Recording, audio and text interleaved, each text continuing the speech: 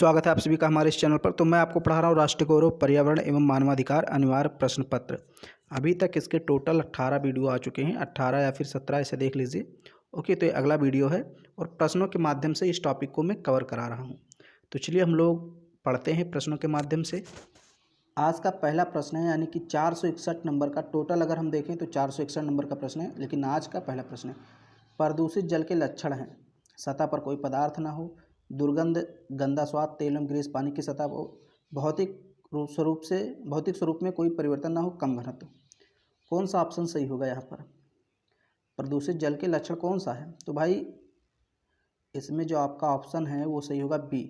जब हमारा जो जल है वो प्रदूषित हो जाता है तो उसमें कुछ लक्षण में दिखाई देते हैं, जैसे उससे दुर्गंध आने लगेगा, गंदा हो जाएगा उसका स्वाद, तेल एवं ग्रीस पानी की सतह पर तैरते हुए दिखाई देंगे, तो हम समझ जाएंगे ये जल प्रदूषित हो चुका है। बाकी सतह पर कोई पदार्थ ना हो, ये कैसे हो सकता है भाई कि कोई पदार्थ ही ना हो, भौतिक स्वरूप में कोई परिवर्तन ना हो, तो प्रकृति परिवर्तन का नियम हो तो होगा ही। कम घनत्व तो कोई सवाल ही नहीं हो सकता, तो इसका ऑप्शन बी सही होगा। अगला प्रश्न है, शोर मापने के लिए किस यंत्र का उपयोग किया जाता है? कैसेट रिकॉर्डर, पेन रिकॉर्डर, ध्वनि स्तर मीटर, उपर्युक्त सभी। तो नाम से ही पता है शोर और ध्वनि दोनों एक दूसरे से मिलते हैं, तो यहाँ पर ऑप्शन सी होगा। बहुत ही आसान प्रश्न। ठोस अपशिष्ट प्रबंधन का सबसे अच्छा तरीका कौन सा है? अपशिष्ट ठोस प्रबंधन, ओके, इसका सबसे अच्छा तरीका क्या है? मतलब जो ठोस अपशिष्ट का मतलब होता है जो कूड़ा करकट होता है, प्लास्टिक वगैरह होता है, उसका प्रबंधन सबसे अच्छा हम कैसे कर सकते हैं, कैसे उसका निस्तारण कर सकते हैं, ख़त्म कैसे कर सकते हैं? तो यहाँ भस्मीकरण, सैनिटरी लैंडफिल, समुद्र में गिरना, वैक्यूम प्रेशर फिल्टर। तो इसका जो सबसे अच्छा तरीका है वो है सैनिटरी लैंडफिल। आपका ऑप्शन बी सही होगा। अगला प्रश्न, ताप विद्युत संयंत्र मुख्य रूप से उत्पादन करते हैं CO, fly ash, CO, fly ash, NOx, CaSO4। Okay, तो ताप विद्युत संयंत्र मैंने पिछले वीडियो में बताया था, जो थर्मल पावर प्लांट होता है जहाँ पर विद्युत का निर्माण किया था, वहाँ पर कोयले का प्रयोग किया था। तो कोयले का जो राख निकलता है कोयले को जलाने पर, उसे फ्लाई ऐश बोला जाता है। तो ताप विद्युत संयंत्र से फ्लाई ऐश का उत्पादन होता है, यानी कि फ्लाई ऐश काफ़ी ज़्यादा मात्रा में निकलता है और वो वायु प्रदूषण का काम करता है और जल प्रदूषण भी काम में आता है ही। जैसे होता क्या है, ये जो फ्लाई ऐश है ये जब जल में उड़कर मिल जाता है या बारिश होती है तो उड़कर चला जाता है जल में, तो जल प्रदूषण भी हो जाता है और वायु प्रदूषण तो होता ही फ्लाई ऐश से। राख होती है, ओके, कोयले की राख होती है। जो मृत कार्बनिक पदार्थों को खाते हैं उन्हें क्या कहते हैं? उन जीवों को क्या कहते हैं? जो जीव मृत कार्बनिक पदार्थों को खाते हैं उन्हें क्या कहते हैं? तो कई बार मैंने बताया, अपघटनकारी, रसायन संश्लेषक, परजीवी, मांसाहारी। तो इसमें आपका ऑप्शन ए सही होगा। अपघटनकारी मैंने एक कई बार क्वेश्चन कराया है, कई बार आ चुका है। ओके, अपघटन या इनको वियोजक जीव भी कहते हैं, मतलब सड़े गले पदार्थों का मृत जीव जंतुओं का ये अपघटन कर देते हैं या वियोजन कर देते हैं, तो इसको बोला जाता है वियोजक या फिर अपघटक या अपघटनकारी, कुछ भी कह सकते हैं। अगला प्रश्न है, कुल प्राथमिक उत्पादकता सबसे अधिकतम है कहाँ पर है? खुले समुद्रों में, घास भूमियों में, उष्ण आर्द्र कटिबंधीय वनों में, तालाब पारिस्थितिक तंत्र में। सबसे ज़्यादा कहाँ पर है? तो सबसे ज़्यादा जो यहाँ पर ऑप्शन, 1 मिनट, इसमें कुछ दूसरा दिखा रहा है और यहाँ पर मेरे ख्याल से कुछ दूसरा होगा। 1 मिनट, इसको मैं बताता हूँ थोड़ा सा देख करके आपको, क्योंकि आपको गलत बता दें ये सही नहीं होगा।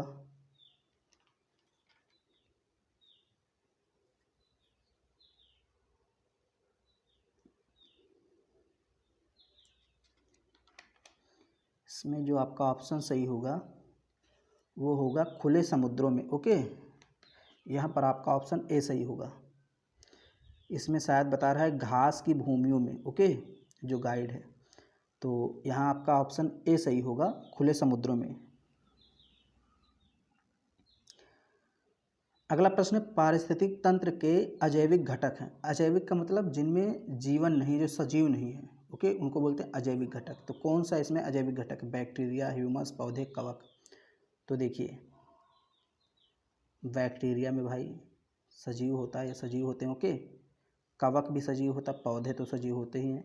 तो इसमें एक ह्यूमस है।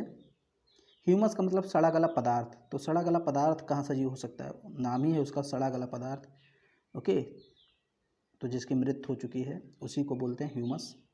यानी जीव जंतुओं का सड़ा गला पदार्थ, पेड़ पौधों का सड़ा गला पदार्थ, इन्हीं को सम्मिलित रूप से ह्यूमस बोला जाता है। ऑप्शन बी आपका सही होगा। फिर यहाँ अगला प्रश्न है, सीधा पारिस्थितिक पिरामिड होता है किसका? ऊर्जा का, बायोमास का, संख्या का, या उपर्युक्त सभी का? तो ऊर्जा का जो पिरामिड होता है ये सीधा होता है, ओके। ऊर्जा का प्रवाह एक दिशीय होता है, ये भी जान लीजिए, कभी कभी ऐसा भी प्रश्न आपसे पूछ सकता है। तो ऑप्शन ए आपका सही होगा। देखिए, इसमें बहुत सारे प्रश्न जो हैं उनके उत्तर गलत दिए रहते हैं, इसलिए मैं बुक वगैरह लेकर बैठता हूं ताकि कहीं भी अगर फंसे तो उसको मैं तुरंत खोज लूं, आपको सही चीज़ मालूम करके बता दूं। मानव पर्यावरण कॉन्फ्रेंस का आयोजन 1972 में कहाँ किया गया था? A Rio de Janeiro, Stockholm, Montreal, Kyoto. तो इसका जो सही ऑप्शन होगा 1972 में किया गया था स्टॉकहोम में, ओके। स्टॉकहोम आपका सही ऑप्शन होगा। अगला प्रश्न है, जीव भार आधारित ऊर्जा के अंतर्गत आते हैं। ऑप्शन ए वन अपशिष्ट, बी साकीय पादप, ए और बी दोनों, उपरोक्त में से कोई नहीं। तो वन अपशिष्ट और साकीय पादप ये दोनों जीवभार आधारित ऊर्जा के अंतर्गत आते हैं। आपका ऑप्शन यहाँ पर सी सही होगा, ओके। सी ऑप्शन आपका सही होगा, ऑप्शन सी। अगला प्रश्न है, भारत के मैदानी क्षेत्रों में पारिस्थितिक संतुलन कायम रखने के लिए वन आवरण का कितना प्रतिशत होना जरूरी है? 50, 40, 33, 25, ओके। तो किसी भी देश में यह कहा जाता है कि भाई वहाँ के क्षेत्रफल के 33% पर वनों का होना जरूरी है, ओके। 33.0.3 ऐसे करके होता है, ओके। यानी 1/3 भाग है, मान लीजिए कहीं 100 वर्ग किलोमीटर का क्षेत्र है तो कम से कम 33 वर्ग किलोमीटर के क्षेत्र पर जंगल होना चाहिए, वन होने चाहिए। तो जो है पर्यावरण संतुलन बना रहता है, पारिस्थितिकी संतुलन बना रहता है। तो ऑप्शन सी सही होगा। अगला प्रश्न है, संयुक्त राष्ट्र पर्यावरण कार्यक्रम की स्थापना निम्न में से किस कार्यक्रम में की गई? मानव पर्यावरण कॉन्फ्रेंस, पृथ्वी शिखर सम्मेलन, अर्थ प्लस 5 सम्मेलन, मॉन्ट्रियल समझौता। तो इसका जो सही ऑप्शन है, ऑप्शन ए सही होगा, मानव पर्यावरण कॉन्फ्रेंस, ओके। इसी के अंतर्गत संयुक्त राष्ट्र पर्यावरण कार्यक्रम की स्थापना की गई थी, और ये कब की गई थी? 1972 में, ओके। तो ऑप्शन आपका ए सही होगा, संयुक्त राष्ट्र पर्यावरण कार्यक्रम की स्थापना मानव पर्यावरण कॉन्फ्रेंस 1972 में की गई थी। अगला प्रश्न है, जून 1992 में ब्राज़ील में हुए अंतर्राष्ट्रीय सम्मेलन का नाम क्या था? अंतर्राष्ट्रीय शांति सम्मेलन, पर्यावरण एवं विकास पर संयुक्त राष्ट्र सम्मेलन, पृथ्वी वैज्ञानिकों का विश्व सम्मेलन, इनमें से कोई नहीं, ओके। तो जून 1992 में ब्राज़ील में एक अंतर्राष्ट्रीय सम्मेलन हुआ, उस सम्मेलन का नाम क्या था? तो ऑप्शन बी आपका सही होगा। यहाँ पर पर्यावरण एवं विकास पर संयुक्त राष्ट्र सम्मेलन, ओके। फिर है, ग्रीन हाउस प्रभाव किसके द्वारा प्रतिपादित किया गया था? Option A Robert Ingis Smith 1872 में, option B BS Pilot, option C G Fourier, option D Chubachi, okay. तो ग्रीन हाउस प्रभाव किसने दिया था? तो इसका जो ऑप्शन सी है सही होगा, जे फ्यूरियर ने 1827 में दिया था, ओके। अगला प्रश्न है, जीवमंडल की संरचनात्मक व कार्यात्मक इकाई है। जीवमंडल की संरचनात्मक व कार्यात्मक इकाई है पारितंत्र, मानवीय पारिस्थितिकी, जल चक्र, रासायनिक चक्र। तो इसका जो ऑप्शन ए होगा सही होगा, पारिस्थितिक तंत्र या पारितंत्र जिसको हम बोलते हैं, ये जीवमंडल के संरचनात्मक और कार्यात्मक इकाई है। अम्लीय वर्षा होता है किसके कारण? HNO3, HCl, H2SO4। देखिए ये सब जो है 3 सामने सामने लिखा है, दरअसल इसको इस तरह लिखा जाता है HNO फिर यहाँ लिख दिया जाता है 3। ओके, तो ऐसे ही सारे इसमें लिखे हुए हैं, तो उस पर ध्यान मत दीजिए। टाइपिंग में ऐसा करना पड़ता है क्योंकि उस टाइप का हो नहीं पा रहा था। तो HNO3, HCl, H2SO4 या फिर H3PO4, CH3, COOH या फिर DHCOOH, यानी कि ये सारे अम्ल हैं। ओके, तो इसमें जो 3 अम्ल हैं यानी कि ये ऊपर वाले HNO3, HCl और H2SO4, यानी कि HNO3 नाइट्रिक अम्ल, HCl हाइड्रोक्लोरिक अम्ल, H2SO4 सल्फ्यूरिक अम्ल, तो इनके कारण अम्लीय वर्षा होती है। ऑप्शन ए आपका सही होगा। अगला प्रश्न, मानव निर्मित पारिस्थितिकी तंत्र क्या है? वन पारितंत्र, फसल पारितंत्र, घास स्थल पारितंत्र, इनमें से कोई नहीं। तो मैंने कल के वीडियो में आपको बताया था कि जो घास है ये प्रकृति से निर्मित है, वन भी प्रकृति से निर्मित है, लेकिन फसल जो है ये मानव उगाता है, तो इसलिए फसल इसमें मानव निर्मित पारितंत्र होगा। अगला प्रश्न है और आज का लास्ट प्रश्न है, आज कम ही प्रश्न में ले पाया। औद्योगिकरण में वृद्धि मानव को किस प्रकार प्रभावित करते हैं?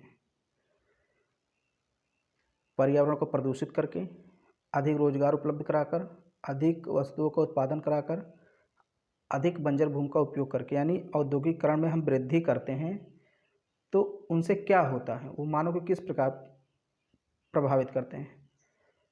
तो देखिए रोजगार तो उपलब्ध होता है थोड़ा बहुत, चलो ठीक है, औद्योगिकरण से वस्तुओं का उत्पादन भी होता है, अधिक बंजर भूमि का उपयोग भी हो जाता है, लेकिन हम लोग को प्रभावित कैसे करते हैं ज़्यादा से ज़्यादा?